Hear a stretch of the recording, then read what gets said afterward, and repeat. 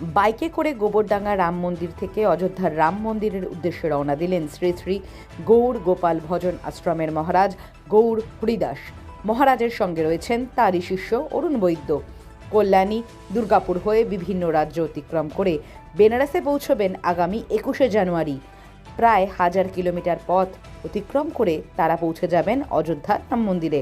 এর আগে শারীরিক বিশেষভাবে সক্ষম সৌমিক গোলদার এক পায়ে সাইকেল চালিয়ে গোবরডাঙ্গার রাম মন্দির থেকে ইতিমধ্যেই বেনারসে পৌঁছে গেছেন। গোবরডাঙ্গা এবং রাজ্য তথা দেশবাসীর মঙ্গল কামনায় ঐতিহাসিক ঘটনার সাক্ষী থাকতে এবার মোটর সাইকেলে রওনা দিলেন মহারাজ এবং তার শিষ্য। উল্লেখ্য, 22শে জানুয়ারি অযোধ্যায় রাম মন্দিরের উদ্বোধন করবেন প্রধানমন্ত্রী। প্রাণ প্রতিষ্ঠা উৎসবের জন্য সরকার এবং প্রশাসন দীর্ঘদিন ধরে কঠোর পরিশ্রম করে আসছে। এখন প্রস্তুতি শেষ পর্যায়ে।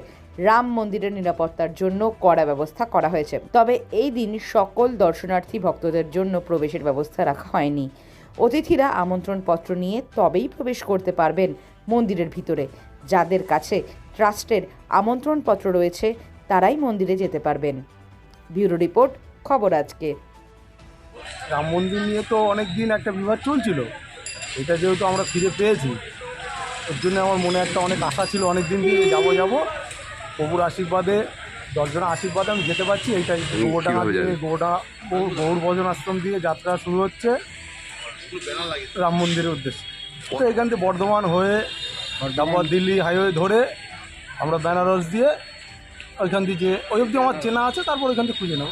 খুব ভালো লাগছে না, ভগবানের এমনি পূজারি,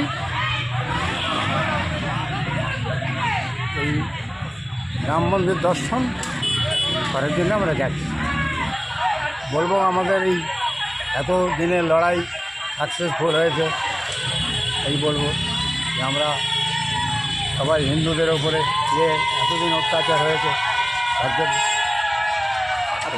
500 বছরের লড়াই, 70 বছরের আইনি লড়াই শেষ হয়েছে।